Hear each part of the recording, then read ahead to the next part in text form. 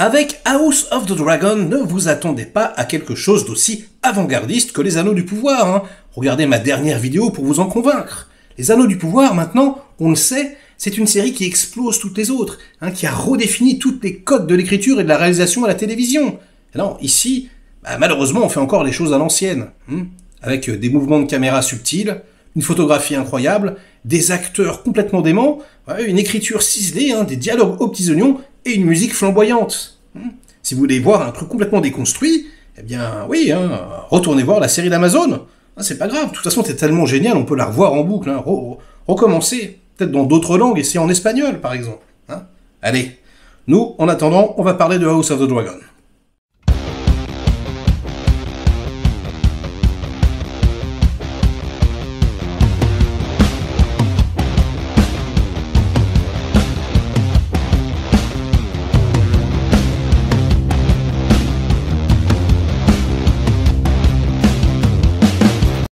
Salut les cinéphages, c'est Merege, et aujourd'hui on vient parler de l'épisode 9 de House of the Dragon.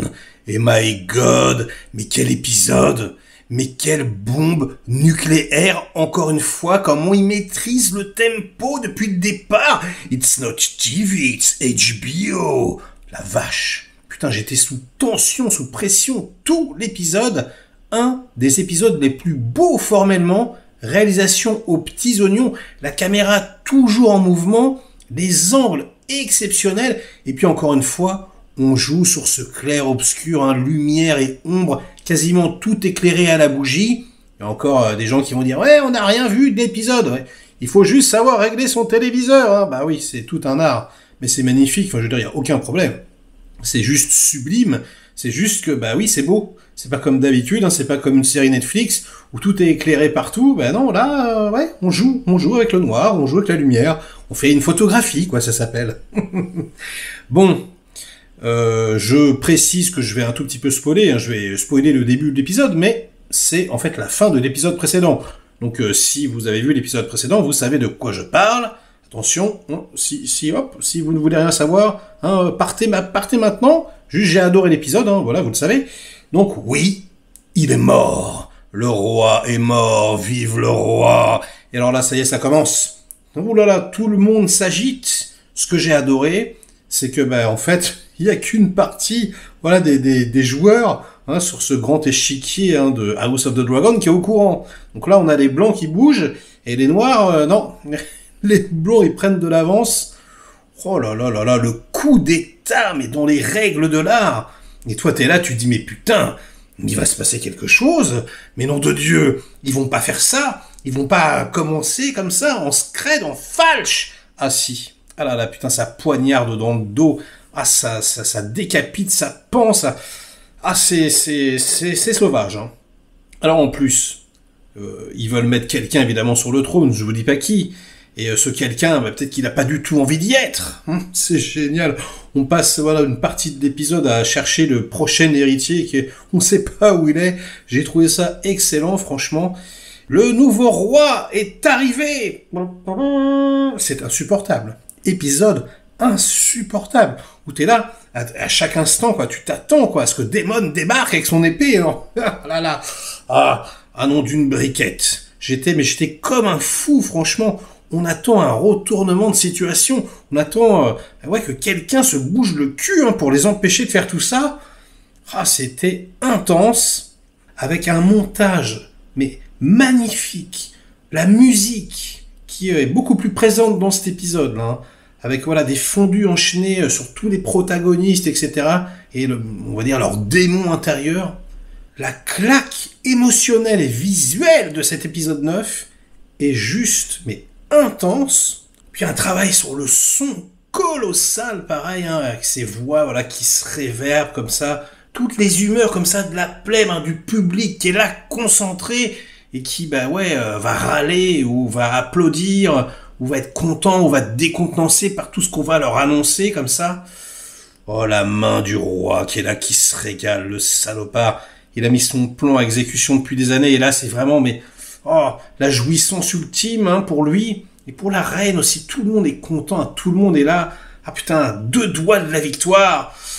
Va-t-il y avoir Un retournement de situation? Va-t-il y avoir un retournement de situation? C'est fort possible, vous le savez. Mais en même temps, j'étais, je peux rien spoiler, mais dans ce retournement de situation, il y a peut-être aussi un retournement de situation, on ne sait plus. Hein, c'est comme ça, avec House of the Dragon, tu crois que tu vas avoir quelque chose, en fait tu l'as pas, et en fait, tu l'as pas.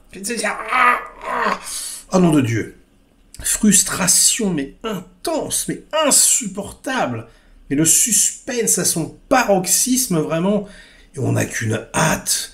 Mais c'est d'être à la semaine prochaine. Voilà, pour l'épisode final. Je sais pas combien de temps ça va durer, mais à mon avis, il va durer un petit peu plus que les autres, celui-ci. Hein. Enfin, en tout cas, j'espère. Mais vite. Mais pourquoi ça s'est pas terminé avec 2 épisodes cette semaine? Hein, pourquoi on n'a pas eu un final comme ça de 2 heures, 2 heures et demie? Ah nom de Dieu. J'en peux plus. C'est une putain de masterclass. Je suis désolé. Mais là, vous pouvez pas dire le contraire, quoi. Ça y est. Il y a quelques petits défauts, d'accord, voilà. Quelques petites sautes temporelles qui sont un petit peu étranges. Un certain personnage qui arrête pas de faire des conneries depuis le début et il lui arrive jamais rien. Des petites choses comme ça. J'entends, voilà, des défauts minimes, mais je veux dire, globalement, c'est un plaisir de tous les instants. Mais c'est juste exceptionnel, quoi.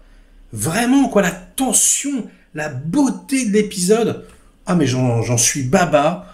Donc voilà, on est prêt pour le carton final.